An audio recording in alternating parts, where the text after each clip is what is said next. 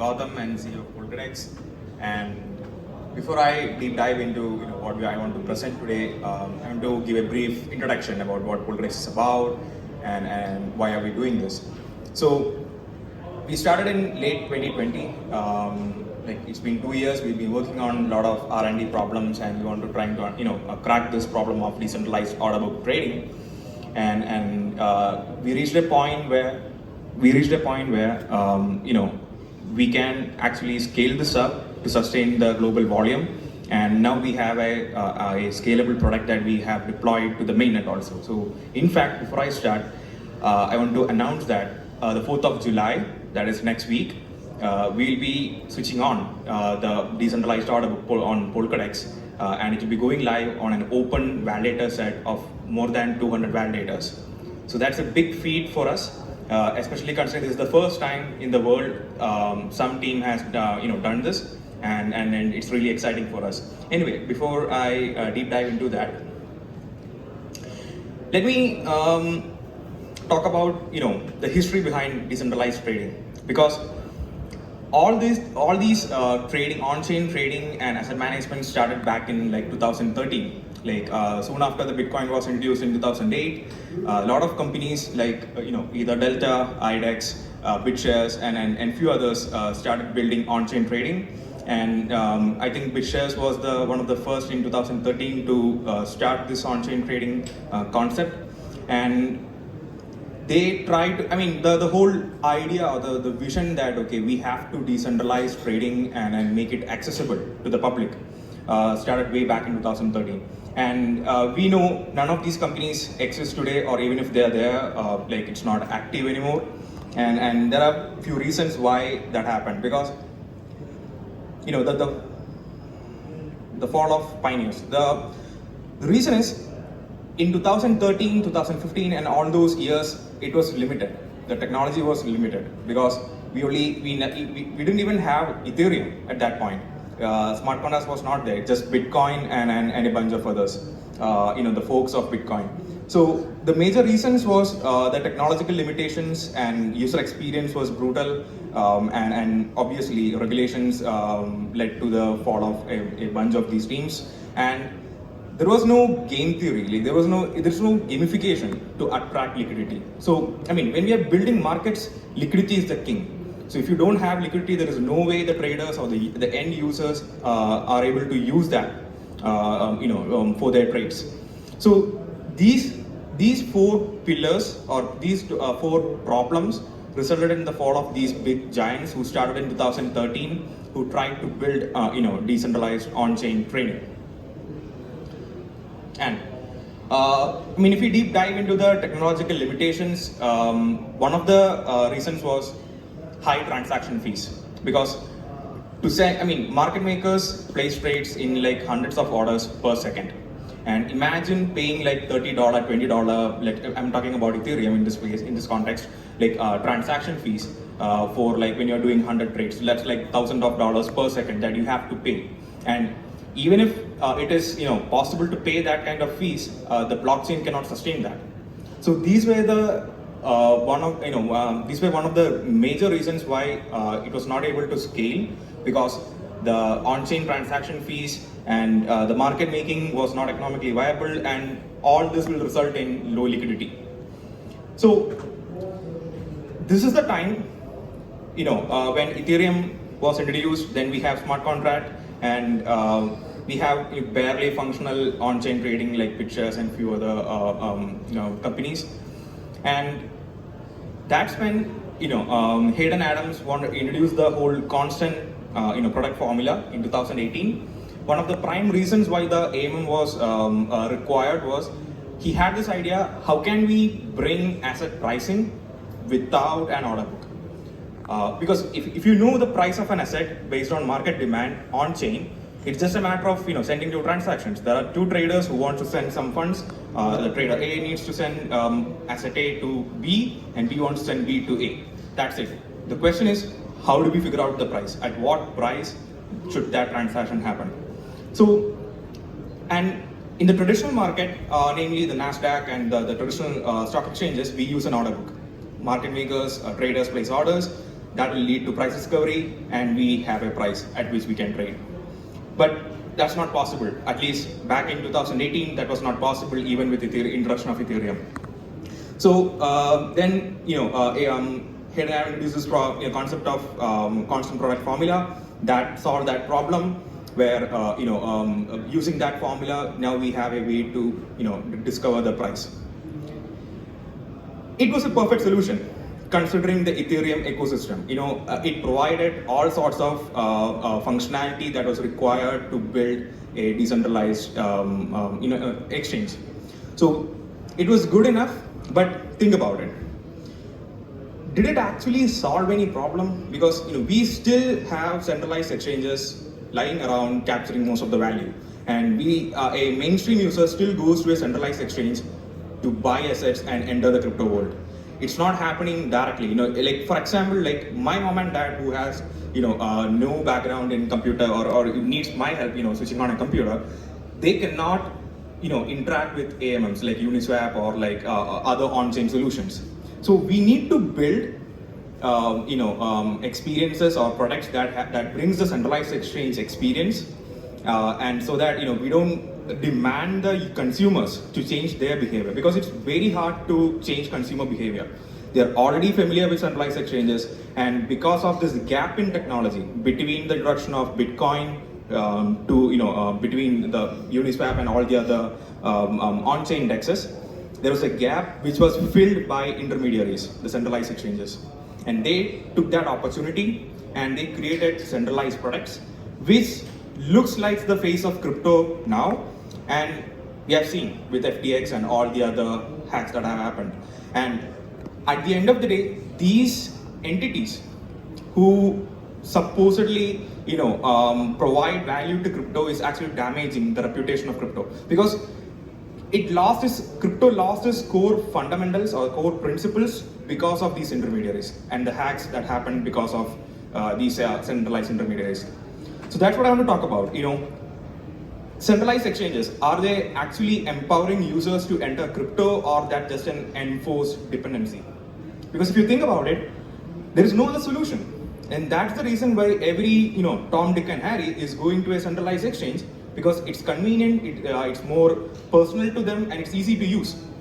So the problem here is, how can we eliminate all those user experience and the convenience, the inconvenience of a decentralized exchange, and bring the same properties of a centralized exchange without the custodial nature of it.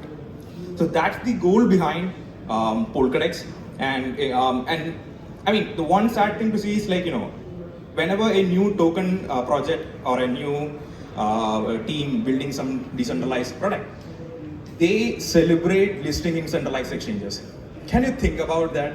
I mean, Satoshi or whoever that is started Bitcoin. He wanted to solve a real world problem, right? And that's the reason he created Bitcoin. And that's clearly evident from Block Zero, the message encoded in Block Zero.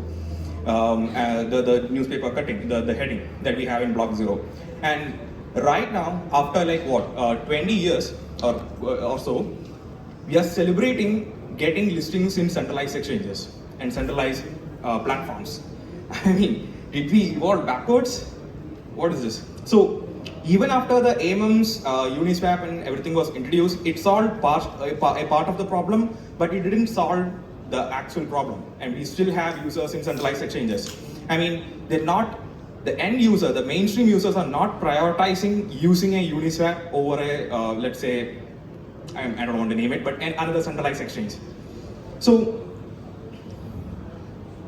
what happened here is, there was a gap, and some centralized intermediaries filled that gap by providing centralized custodial solutions, and crypto lost its value. And now we have FTX, all the other exchanges that went poof. So, but when the mainstream looks at it, it looks like crypto is like a hype train, and people are betting on things, and it doesn't feel like it has some core fundamentals that it actually started with. And there is no, how can I say? There's no. I mean, I'm really pissed off because of this, and also frustrated because the state of people still celebrating the centralized exchanges and the way the listing market is right now.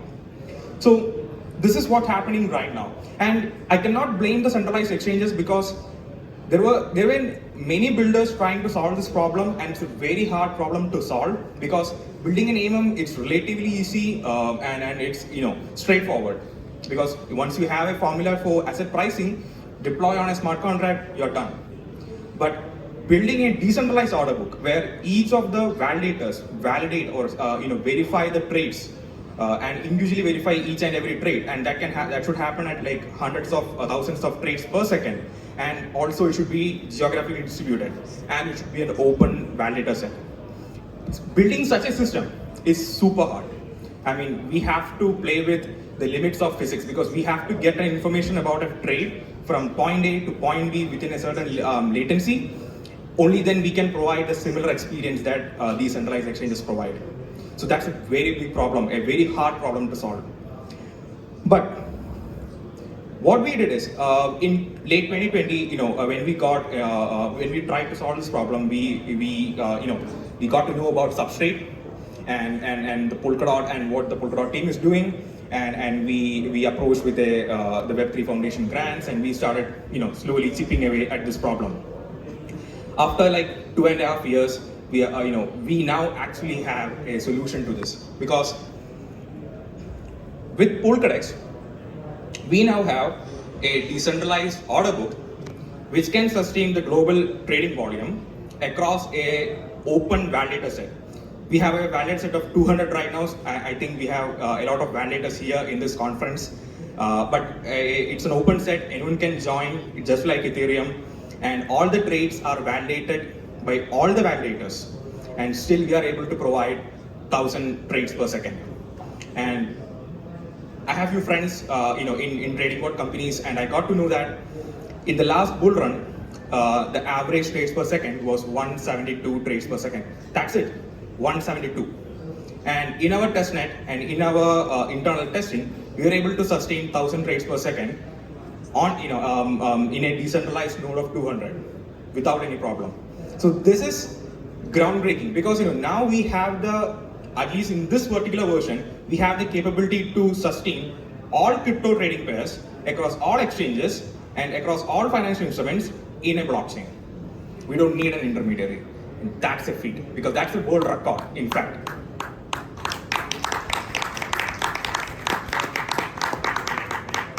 So it looks like, now you can see that it looks like a centralized exchange. We have the order book, we have the tickers, we have a mobile app, it's connected to the blockchain.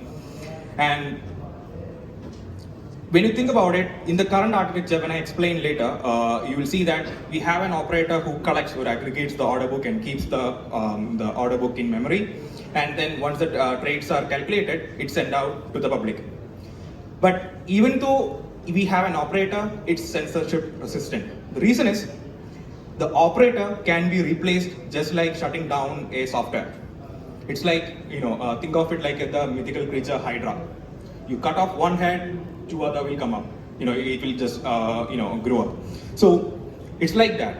You cannot censor Polkadex because it's handled by the validators. You can stop the operator, obviously, with regulations, with all the other things, you can stop the operator, but it's an open source code. Someone else can start the software somewhere else and the trades can go on and the exchange never shuts down. And this actually brings back the power to the people, power to the community. Because unlike FTX or any other centralized exchange shutting down, once the interface is gone, it's done, your money is gone. But here, everything is with the validators, and they have the full account data of your accounts, of all the users. So you don't even need the operator to be online to get back your funds or to continue operating the exchange. So it is cross-chain with the help of XCM and Polkadot and its infrastructure, and because of its design, it is censorship resistant. And the beauty here is, we have a blockchain, like it's a solo chain, right? It's a full blockchain dedicated for trading. And what that means is, we can build a lot of structured products and all of structured products and other use cases on top of this order book, and increase the value as an ecosystem as a whole.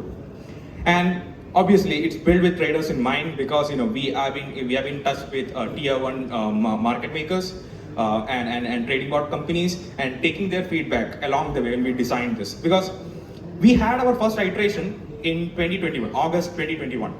We were ready to go because we created the technology, we have everything we need, we have an on-chain order book, but it was not usable. It's like an R&D collectible. Nobody will use it.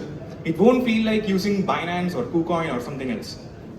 So this is the way, we iterated, we got feedback from the stakeholders of this system with the traders, and we reiterated on the technology, on the design, and now we have a product that's similar in functionality to a centralized exchange without the custodial nature. So, to give a brief about the tech side, I'm a techie, so I want to share how it works. So, the trades are aggregated once the order matching is done, that is broadcasted to the network. It is gossiped between all the validators, all the 200 or more validators we have in our network. And once the trades are verified, it is finalized and it is settled on the peer-to-peer layer itself, on the consensus layer. And then once the user withdraws, the account state is now recorded on-chain to the runtime. From there, the user can use XCMP or any other tools they use generally in Polkadot for transferring the assets between other parachains. So it's a very short description of what's happening, but I'm happy to talk about it off-chain because it's only 2 minutes. I cannot talk about it more. But to give a pictorial representation of that, so this is what's happening. We have the operator sending the trades, and it's gossiped between all the validators, and everyone gets it, and everyone verifies it, then they settle the trade. So this way, the operator doesn't hold custody of the funds. It lies with the validators, and still we are able to provide, because of that centralized operator, we can provide millisecond latency for the trading bots, the market makers. Like I mentioned earlier, we have an operator, but that doesn't mean it can be censored. Because you cut down that operator, someone else can just start up the software and then there you go, Polkadex is up and running. So it is censorship resistant. And so where do we go from here? So now we have the tech, we are deploying that next week. What's next? So the next step for us will be like to onboard more and more market makers and trading bot integration, because the way the centralized exchanges are right now is because they have a lot of tier one market makers, a lot of trading bot companies, a lot of tools that the traders use to trade in those avenues integrated. And we need to do the same. Only then we'll be able to provide the same level of experience as a centralized exchange user. And obviously the biggest one, how to remove the operator from this whole diagram.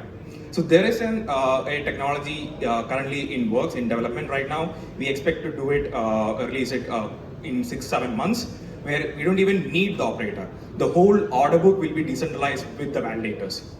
And obviously with the help of Polkadot, we'll be able to bridge to other ecosystems and bring more liquidity.